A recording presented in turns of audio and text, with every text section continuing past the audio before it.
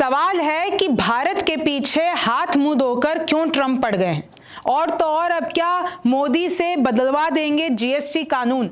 क्यों popular Harvard university में भारतीयों की एंट्री बैन कर दी है।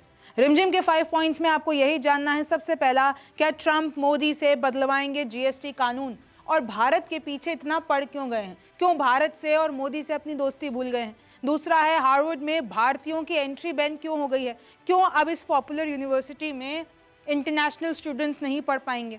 तीसरा है, ट्रंप लगातार क्यों दे रहे हैं पाकिस्तान का साथ, जब पता है कि भारत के खिलाफ पाकिस्तान क्या कर रहा है फिर भी पाकिस्तान का साथ दे रहे हैं। चौथा है, भारत सरकार ने ट्रंप के मध्यस्थता दावों पर क्या कहा है। और पांचवा है, ट्रंप के दावों पर कांग्रेस ने कैसे मोदी सरकार को घेर लिया है। नमस्ते, मेरा नाम रिमझिम जेठानी है। आप रिमझिम के 5 पॉइंट्स देख रहे हैं। सबसे पहले आप ही देखिए, क्या ट्रंप मोदी से बदलवाएंगे जीएसटी कानून। आपको पता है जीएसटी कानून, गुड्स एंड सर्विसेज टैक्स। अब मोदी सरकार इसको बदलने वाली है। क्यों बदलने वाली है? क्योंकि ट्रंप के साथ यानी अमेरिका के साथ हमारी ट्रेड डील चल रही है। आगे बताती हूँ। चर्चा शुरू हो गई है सरकार में कि भाई जीएसटी कानून में अब कुछ बदलाव लाएंगे, राज्यों को भी भागीदार बनाया जाएगा। क्या क्या चेंजेस हो सकते हैं? अभी एक जो हाई लेवल मीटिंग हुई है उसमें सूत्रों से जानकारी मिली है कि भाई ये जो जीएसटी कानून है उसके स्ट्रक्चर को सिंपल बनाया जाएगा। रेट स्लैब्स को अब नया किया जाएगा क्योंकि यूएस और यूके के साथ हमारी ट्रेड डील चल रही है और कहीं ये सब कुछ क्लैश ना कर जाए। जो हमारी ट्रेड डील चल रही है, आपको भी पता है कि ट्रंप ने तो लिटरली ट्रेड वॉर का ऐलान कर रखा है सभी देशों के साथ। और क्योंकि भारत की यूरोपियन यूनियन के साथ भी एफटीए की बात जारी है यानी फ्री ट्रेड अग्रीमेंट, तो अभी ट्रेड डील के चलते घरेलू बाजार पर कोई नुकसान ना हो, लोकल लोगों को कोई परेशानी ना उठानी पड़े, कोई असर ना हो, इसलिए भारत अपना जीएसटी कानून में बदलाव कर सकता है। जीएसटी को इस जुलाई में हो जाएंगे 8 साल। आपको पता है ना, जब जीएसटी लागू हुआ था कैसे पूरा विपक्ष एक साथ आ गया था। और आपको आगे बताऊंगी कि क्यों विपक्ष को पसंद नहीं है जीएसटी कानून। और आज जब जुलाई में इस साल 8 साल हो जाएंगे तो अब सरकार इसको बदलने वाली है। जो कुछ बदलाव संभावित हैं वो कुछ हो सकता है डुअल रेट्स को लेकर कि भाई एक ही जो प्रोडक्ट है उसकी डुअल रेट्स होती हैं, टैक्स में डिफरेंस आ जाता है। और जीएसटी की कंट्रोवर्सी तो आपको पता है कि अभी हाल ही में जब ये पॉपकॉर्न वाली हुई थी कि कैरेमल पॉपकॉर्न पे अलग, सॉल्टेड पॉपकॉर्न पे अलग, हालांकि आपने बहुत मीम्स देखे होंगे। प्राइस थ्रेशोल्ड जो कि लग्जरी कैटेगरी के होते हैं उसमें भी बदलाव हो सकता है। तो अब जब वो बदलाव होगा वो तो पता चलेगा, लेकिन मैं आपको बता देती हूँ कि कैसे कांग्रेस ने हमेशा से जीएसटी कानून पर सवाल उठाए हैं। सबसे पहला तो कॉम्प्लेक्स स्ट्रक्चर को लेकर कि भाई इसका बहुत ही स्ट्रक्चर कॉम्प्लेक्स है, हमें समझ में नहीं आता। कैसे जीएसटी ने स्मॉल बिजनेसेस यानी ये जो छोटे कारोबारी हैं उनको नुकसान पहुंचाया। कैसे स्टेट्स का यानी राज्यों का रेवेन्यू लॉस हुआ। कैसे सेंट्रलाइजेशन ऑफ पावर हो गई जीएसटी काउंसिल के जो फैसलों को लेकर। इन्फ्लेशनरी इम्पैक्ट, कैसे एसेंशियल आइटम्स जो है उस पर टैक्स लगाया गया और ज़्यादा टैक्स लगाया गया, उससे लिविंग कॉस्ट बढ़ गई। पुअर इम्प्लीमेंटेशन, कांग्रेस का हमेशा से विपक्ष का ये कहना था कि भाई ऐसे आधी रात में लॉन्च किया गया और बहुत ही ऐसे भागम भागी में ये फैसला हम पे थोपा गया। इनफॉर्मल सेक्टर को मार दिया गया। फोर्स डिजिटाइजेशन हुआ, डिजिटल लिटरेसी वाइडन, भाई आपको पहले ये इनइक्वालिटी बढ़नी चाहिए थी। टैक्स टेररिज्म हुआ, विपक्ष का ये कहना है। पॉलिटिकल वेंडेटा, ब्रोकन प्रोमिसेस यानी जितने भी वादे थे कि भाई हम अब टैक्स को गुड बना देंगे, सिंपल बना देंगे, इसमें से कुछ नहीं हुआ। तो ये हमेशा से इसके ऊपर सवाल उठे हैं और अब सरकार इसको बदल सकती है। अब क्या बदल सकते हैं? देखिए, जीएसटी के रेट सिस्टम होते हैं 5%, 12%, 18%, 28%। अब ये जो स्लैब्स हैं उनको बदला जा सकता है और अब ये 3 रेट सिस्टम में आ जाएंगे, ऐसा कुछ रिपोर्ट्स का दावा है। ये जो डुअल रेट्स हैं कुछ आइटम्स पे, जैसे अगर मैं बात कर लेती हूँ पेन्स और सनग्लासेस की, जिनके अलग अलग टैक्स रेट्स है उस पर भी बदलाव संभव है।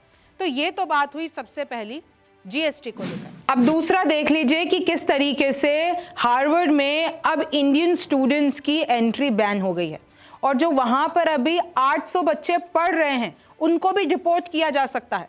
उनको 72 घंटे का अल्टीमेटम दिया है और कुछ 6 कंडीशंस लिखी हैं। अगर वो 6 कंडीशंस पालन नहीं कर पाते हैं तो 72 घंटे में हार्वर्ड जैसी यूनिवर्सिटी, लोगों का सपना होता है वहां पढ़ने के लिए, वहाँ पर अगर किसी को मौका मिल जाता है, जितने भी भारतीय बच्चे हैं वो कितनी मेहनत करके पहुँचे होंगे। और अब वहाँ पे ट्रम्प कह रहे हैं कि हार्वर्ड यूनिवर्सिटी में हम किसी भी इंटरनेशनल बच्चे को एंट्री नहीं देंगे, सिर्फ अमेरिका के लोग पढ़ेंगे, और जो अभी पढ़ रहे हैं वहाँ पे उनको भी हम निकाल सकते हैं। ऑब्वियसली बोल ही दिया, अल्टीमेटम दे ही दिया है। देखिए, Trump versus Harvard University, how the move hurts Indian and other foreign students. वहाँ पे 6000 से ज़्यादा फॉरेन स्टूडेंट्स हैं। अब उनका क्या होगा कि अचानक से बोल दिया कि हार्वर्ड यूनिवर्सिटी में अब कोई भी नहीं, अगर आप अमेरिकन हो तभी पढ़ सकते हो, वरना आप नहीं पढ़ सकते। अच्छा, क्या चीज़ है, देखिए जो मैं आपको पत्र दिखा रही हूँ, 6 गाइडलाइंस दी गई हैं। अगर आपने इन 6 गाइडलाइंस का पालन नहीं किया तो आपको 72 घंटे में निकाल दिया जाएगा। फिर क्या बताया गया है, रीज़न क्या बताया गया है कि भाई हार्वर्ड जो यूनिवर्सिटी है अब धीरे धीरे चाइनीज़ बच्चों के कब्जे में, यानी जितने भी चाइनीज़ बच्चे हैं उनका बहुत ज़्यादा इधर आना हो गया था।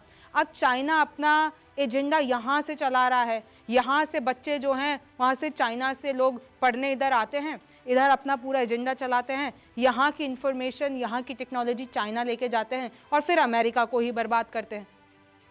कैसे यहाँ पर वायलेंस होता है, कैसे यहाँ पर इजराइल के खिलाफ प्रदर्शन निकाले जाते हैं, कैसे इधर मुस्लिमों का एजेंडा आगे बढ़ाया जाता है, ऐसे सारे आरोप लगाए जा रहे हैं। और ये बोला गया है कि वहाँ के सेक्रेटरी हैं जो अमेरिका के, ये क्रिस्टी नियम सेक्रेटरी है, वो कह रही है कि ये प्रिविलेज है, कोई आपका अधिकार नहीं है हार्वर्ड यूनिवर्सिटी में पढ़ना। तो अब से हम फॉरेन स्टूडेंट्स की एंट्री नहीं करते। और हमने पहले भी हार्वर्ड यूनिवर्सिटी को बोला था कि भाई आप ये सारी चीज़ें बंद करवाओ अपने कैंपस में। चाइनीज़ कम्युनिस्ट पार्टी का बहुत ज़्यादा कोऑर्डिनेशन है, बहुत ज़्यादा इन्फ्लुएंस है वहाँ पर, तो ये सब बंद कराओ। और अब क्योंकि उन्होंने नहीं माना तो अब हम इसमें इंटरनेशनल स्टूडेंट्स पे बैन लगाते हैं, और जो भी वहाँ पर इंटरनेशनल स्टूडेंट्स हैं उनका ये जो student and exchange visitor program certification है हम उनको बंद कर देंगे। अब देखिए, सुबह ये खबर आई थी कि शाम तक ये खबर आ गई कि जो यूएस का एक कोर्ट है उसने ट्रम्प के ये जो स्टूडेंट वीज़ा रिवोकेशंस है, ये जो ट्रम्प विदेशी बच्चों के वीज़ा रद्द करवा रहे हैं, उस पूरे फैसले पर रोक लगा दी है।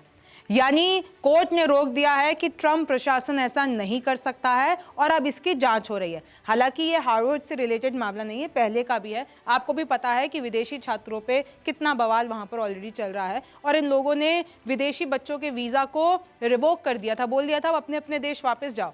तो ये सब कुछ चल रहा है, और इसमें ऑब्वियसली भारतीय भी अफेक्ट हो रहे हैं। वो कोई ट्रम्प ये नहीं सोच रहे हैं कि भारत मेरा अच्छा मित्र है, मोदी मेरे अच्छे मित्र हैं, तो उनके साथ मैं थोड़ा सा सही व्यवहार करूँ। वो एक साथ सबके साथ एक ही व्यवहार कर रहे हैं। और पीछे से देखिए क्या कर रहे हैं, ट्रम्प भारत को धोखा दे रहे हैं पाकिस्तान का साथ देकर।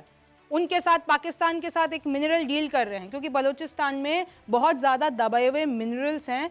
तो अब ट्रम्प यानी कि अमेरिका उसको बढ़ाएगा, पाकिस्तान को मिनरल के क्षेत्र में राजा बनाएगा। ये लोगों की डील चल रही है नीचे से, क्योंकि आपको भी पता है कि भाई पाकिस्तान के पास इतना फंड नहीं है कि उसका ये जो ज़मीन में दबा हुआ खजाना है जिसको मिनरल्स कहते हैं, कॉपर, उनके पास सबसे बड़ा कॉपर रिजर्व है, लेकिन दबा हुआ है, अंडर डेवलप है। तो अब अमेरिका मदद करेगा कि भाई हम इस तरह फैक्ट्रियाँ लगाएंगे, मिनरल इंडस्ट्री का तुम्हें राजा बनाएंगे। तो ऑब्वियसली फिर ये पैसा कहाँ लगाएगा, आतंकवाद में लगाएगा। पाकिस्तान के साथ ट्रेड जारी है। इन्होंने जब पूरा मध्यस्थता वाला दावा किया था तब ये भी बोला था कि मैं तो पाकिस्तान के साथ भी ट्रेड करूंगा, इंडिया के साथ भी ट्रेड करूंगा। ट्रम्प ने सीज फायर कराया है, और ट्रम्प ने कहा इंडिया और पाकिस्तान को कि भाई ट्रेड रोक दूंगा अगर तुम सीज फायर नहीं करोगे तो। हालांकि इन दावों को भारत ने खारिज कर दिया है। कश्मीर पर मध्यस्थता, बार बार जब पता है कि भाई भारत की ये सबसे ज़्यादा सेंसिटिव नर्व्स है, अगर कोई इसको दबाता है तो भारत बर्दाश्त नहीं करता है कि आप कश्मीर पे बार बार मध्यस्थता की बात कर रहे हो, आप पाकिस्तान के बोल रहे हो। पाकिस्तान भी कह रहा है कि हाँ ट्रम्प भाई साहब आइए और कश्मीर के मुद्दे पर भारत के साथ हमारी बातचीत कराइए, मध्यस्थता करवाइए। और जबकि भारत साफ कर चुका है कि अगर भारत बात करेगा या तो पीओके लेने पे बात करेगा, या फिर बात करेगा अगर तुम लोग आतंकवाद खत्म कर देते हो तो बार बार 7-8 बार हो गया है कि जो सीज फायर का क्लेम कर चुके हैं ट्रम्प, यानी हाथ धोके पीछे पड़ गए हैं। सीज फायर मैंने करवाया है, सीज फायर मैंने कराया है, ये इनका जो राग है वो लगातार जारी है। ट्रम्प की फैमिली के 60% शेयर वाली एक कंपनी है, वो पाकिस्तान में एक्टिव है, और वहां पर पाकिस्तान को क्रिप्टो किंग बनाने की सोच रहे हैं ये लोग। अब आप सोचिए कि कैसे पीछे के रास्तों से, चाहे वो मिनरल डील हो गई, चाहे वो क्रिप्टो वाली कंपनी जिसमें ट्रंप की फैमिली दोनों बेटों के 60% शेयर हैं, और वो पाकिस्तान के साथ डील कर रहे हैं, जाके असीम मुनीर से मिलते हैं, जाके शहबाज शरीफ से मिलते हैं, तो इन ऊपर से क्रिटिसाइज कर लेते हैं कि आतंकवाद बुरा है, और एक तरफ देखते हैं तो वो जुलानी से हाथ मिला के बैठते हैं। IMF ने अप्रूव किए हैं लगभग 60,000 करोड़ रुपए। अब आप देखिए, हालांकि इस पे IMF का बयान ये आया है कि हमने तो भाई पाकिस्तान के लिए जो पूरा लोन है वो $7 मिलियन का वो बहुत पहले ही अप्रूव कर दिया था, अभी तो हम सिर्फ दे रहे हैं, और कुछ शर्तें रखी हैं। पाकिस्तान ने पहले वो शर्तें निभा दी थी, आगे भी निभाएगा तो और पैसा दे देंगे। तो लगातार पाकिस्तान को मदद मिल रही है। फिर देखिए जयशंकर ने क्या कहा। जयशंकर ने साफ कह दिया कि ये जो भी सीज फायर की बात हुई है वो भारत और पाकिस्तान की सीधी तौर पर हुई है। ये बात जयशंकर ने जरूर कही है, और कोई ट्रंप का नाम पर्टिकुलर लेके नहीं कही, ये बात जरूर कही है कि हाँ भाई, the US was in the United states. ये बात सही है कि रूबियो की, JD वैंस की, प्रधानमंत्री मोदी की, इन सब की बात हुई है, लेकिन ये सब सिर्फ इन्होंने एक्सप्रेस किया है कंसर्न, और हमने साफ कर दिया था अगर पाकिस्तान को चाहता है कि फाइटिंग रुक जाए तो वो खुद कॉल करके हमको बोले। हाँ, सबके फोन आए हैं, हाँ सबसे बात हुई है, लेकिन जनरल टू जनरल लेवल पे बात हुई है, किसी ने मध्यस्थता नहीं किया। हालांकि जब कश्मीर मुद्दे पे पूछा गया तो उन्होंने इस बात का एकदम मना कर दिया। अब देखिए कैसे कांग्रेस लगातार मोदी सरकार को घेर रही है। राहुल गांधी के 3 ट्वीट दिखा देती हूं। वो बार बार ये सवाल पूछ रहे हैं कि क्यों किसी ने भी भारत के साथ कोई भी देश खड़ा नहीं हुआ। Why didn't a single country back us in condemning Pakistan? यानी पाकिस्तान की किसी ने बुराई क्यों नहीं की, भारत के साथ कोई देश खड़ा क्यों नहीं हुआ। Who asked Trump to mediate between India and Pakistan? किसने मीडिएट करने की बात कही ट्रंप को भारत और पाकिस्तान के बीच में। फिर ये लिख रहे हैं India's foreign policy has collapsed. एक और पोस्ट पढ़वा देती हूँ कि ये जब प्रधानमंत्री मोदी ने अपना भाषण दिया तो राहुल गांधी लिखते हैं, मोदी जी खोखले भाषण देना बंद कीजिए, सिर्फ इतना बताइए आतंकवाद पर आपने पाकिस्तान की बात पर भरोसा क्यों किया। ट्रंप के सामने झुककर आपने भारत के हितों की कुर्बानी क्यों दी। आपका खून सिर्फ कैमरों के सामने ही क्यों गर्म होता है, आपको भारत के सम्मान से समझौता कर लिया आपने। सोचिए, राहुल गांधी ये लिख रहे हैं, आरोप है लगातार कि आप लोग ट्रंप के सामने झुक गए, अमेरिका के सामने झुक गए, पाकिस्तान पे क्यों भरोसा किया। फिर राहुल गांधी ने पहले ये देखिए मई 19 का, Jaishankar silence isn't just telling, it's damning. So I'll ask again, how many Indian aircraft did we lose because Pakistan knew? यानी ये तो यह आरोप लगा रहे हैं कि भाई पाकिस्तान को तो पता ही था पहले से इंफॉर्मेशन, और उसकी वजह से हमने अपने इंडियन क्राफ्ट खो दिए, लूज कर दिए, और अब वो सवाल पूछ रहे हैं भाई कितने खोए। This wasn't a lapse, it was a crime. यानी ये कोई सिक्योरिटी लैप्स, ये कोई अगर आप कह दें कि कोई भी लापरवाही नहीं थी, ये क्राइम था, और नेशन को जानना चाहिए सच क्या है। तो कांग्रेस लगातार मोदी सरकार के पीछे है कि आप मोदी जी क्यों आप ट्रंप का नाम लेके ये नहीं कह रहे हैं कि कश्मीर पर बात मत करो, क्यों आप ये नहीं कह रहे हैं कि मध्यस्थता तुमने नहीं कराई है, ये बैकडोर से क्यों बातें हो रही है, सामने आके क्यों नहीं बोला जा रहा है। अब देखिए कांग्रेस लगातार मोदी सरकार को घेर रही है। इस पूरे मामले पे आगे क्या होगा ये तो वक्त बताएगा। आपको क्या लगता है कमेंट सेक्शन में ज़रूर बताइए। आप रिमझिम के 5 पॉइंट्स देख रहे थे। मेरा नाम रिमझिम जेठानी है। आपसे फिर मुलाकात होगी।